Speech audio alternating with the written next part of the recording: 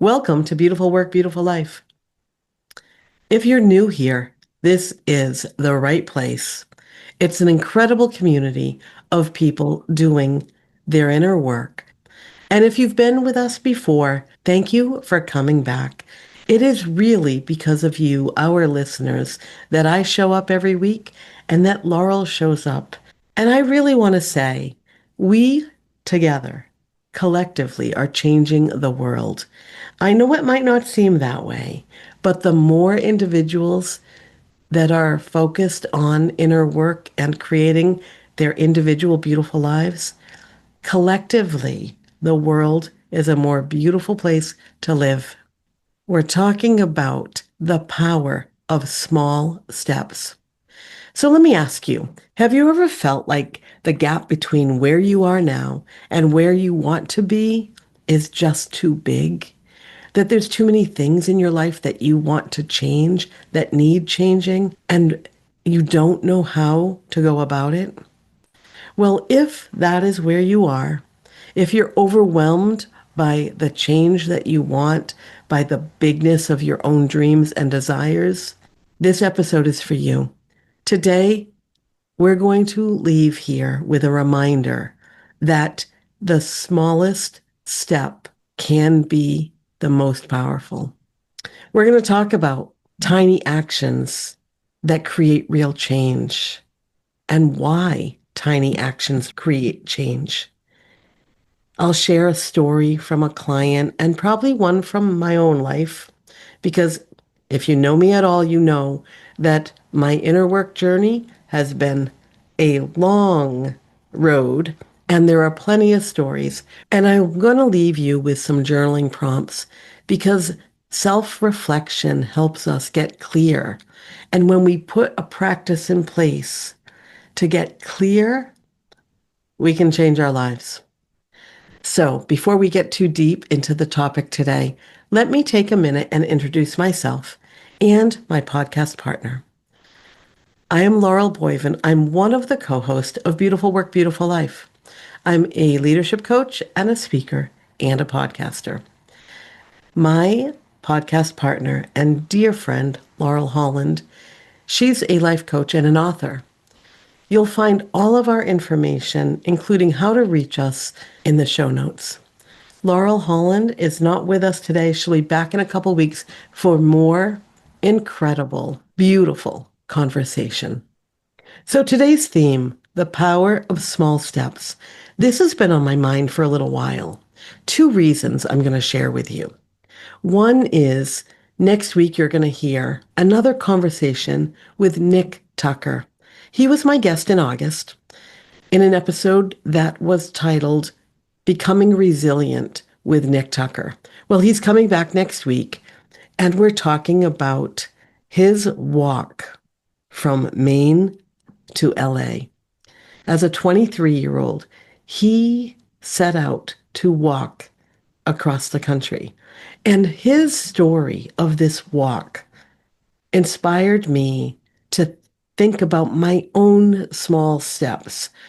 What small steps am I taking in my life? How do I show up in my consistency? Because when Nick walked 8 million steps over 7 months, he did it one small step at a time.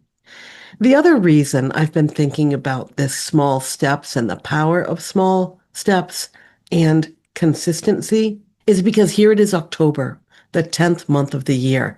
And when I think about time passing so quickly, it makes me think about where am I in my dreams, my goals, my desires? Where's the gap between where I am and where I want to be? And then I can never look at the gap ahead without looking back and celebrating all that I've done. So I'm curious, where are you with your hopes and dreams?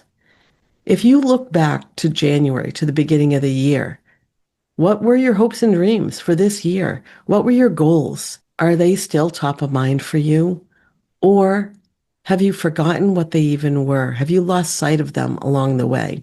If you're close to seeing your goals become your reality, did you do that by taking small steps? consistent small steps over the last 10 months? You'll have to let me know. So let's talk about small steps and how small steps create big shifts in our lives. It reminds me of the book Atomic Habit, where the author, James Clear, talks about every action you take is a vote for the kind of person you want to become. And that is the beautiful part of this, that it doesn't take a grand gesture, a gigantic change to change your life. No, it doesn't. It takes a lot of small, tiny, ordinary steps repeated over time, and they compound into extraordinary results. Extraordinary results. You know, if you think about extraordinary results, extraordinary, just ordinary small steps. And that's how you create a habit. And our brain and our nervous system love habits. Every time you take a small step, you calm your nervous system and you prove, you collect data, you demonstrate that you have what it takes to do what you set out to do. It also increases our self-confidence and our self-trust. So I want to have you think about this as maybe planting a seed. If you're a gardener, you'll know this. When you garden, you plant a seed today, but you don't expect a plant to bloom overnight. It takes time. And you have to work on that garden between the seed being planted and when the flower blossoms.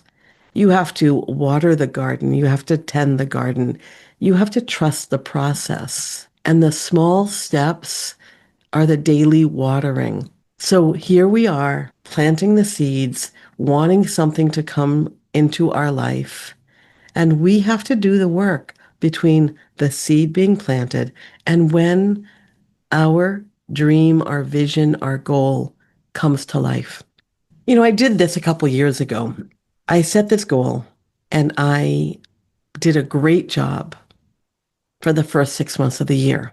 I walked January, February, March. I walked in all kinds of weather. I walked in snow. I walked in cold. But I had the right gear. I was prepared. And I just kept walking 3 to 4 miles every day. And I did it consistently. And then June came. And June was rainy. I didn't have the right gear. I didn't own a raincoat. And I know that sounds ridiculous, but I didn't. So I stopped walking. And it rained a lot. So a lot of days went by and I didn't walk. And then I got out of the habit. I lost that connection, that relationship with my goal. A friend of mine, she asked me why I stopped walking, and I told her the story that I didn't have a raincoat. She laughed and she told me to buy a raincoat. And it made me realize how silly it was for me to be interrupted by something that I could actually change. So I bought a raincoat and I started walking again. And then I set the goal again for the following year, 100 miles a month, every month of the year. And I did it. I had the right gear. I was in relationship to my goal. I had accountability buddies. I walked that year almost 1,500 miles. And every one of those miles was just a small step, one step in front of another, one day at a time, day after day, consistently. What did I learn from that? I learned that if I had told anybody I was going to walk 1,500 miles in a year, that never would have happened. But I could break down the 100 miles a month to 3 miles a day. And that made it easy. So I'm going to encourage you. What big goal do you have? What big change do you want in your life? And how can you take a big goal and break it down into small steps? And how can you show up consistently for yourself in taking steps towards that goal? Now, keep in mind, you will not just have the goal that you've met. You will have more self-confidence and more self-trust. I've had clients like this too. I'm going to say one client in particular who felt stuck because she wanted to change jobs. She wanted to change her health. She wanted to change her confidence. And she wanted it all at once. And that's what we do. And working with her, I really did encourage her. Start small. Start a 10-minute morning ritual and let that grow. Let that become the foundation for the next step and the next step. And she did it. She did it. Before long, what felt impossible was a reality. She changed jobs. Her health and wellness had improved, and she was more confident, and she trusted herself more. And I know you can do that too. So let's take a minute before we wrap up and focus on a few journaling questions. If you're in a place that you can grab your journal or a notebook and write, please do. And if you're not, if you need to come back to this podcast, please do. All of these journal prompts will be in the show notes. Number 1, ask yourself, where do I feel overwhelmed by the size of the change, the magnitude of the change I want to make in my life? Number 2, what's one step I could take in the next 24 hours to move towards my goal? Number 3, what kind of support do I need going forward? What kind of support do I need to keep going day after day? Do I need a system, a tool, or a person? Number 4, how would my life feel if I trusted that small steps are enough to accomplish what I want to accomplish? Number 5, how does it feel to be more confident, to have more self-trust, knowing that I have the ability to do what I set out to do? So let those questions sit, let them simmer. Sometimes clarity comes when we slow down and just listen for the wisdom, the knowledge, the self-knowing that already lives inside of us. Sometimes this wisdom just comes out when we write. Maybe you want to write about a time that you accomplished something that you set out to do. Maybe it was something similar to my 100-mile-a-month goal. Maybe it was a goal you gave up on and then you restarted, because there is no shame in restarting. That is the beauty of each and every day. We have an opportunity to restart, refocus, and recommit. So as you go through the next week or the next month, I want you to focus, to know you are powerful. You are a powerful being who can accomplish all that you set out to do. Don't underestimate the power of one small step. And don't underestimate the power of support. Reach out, ask for support, allow and receive support.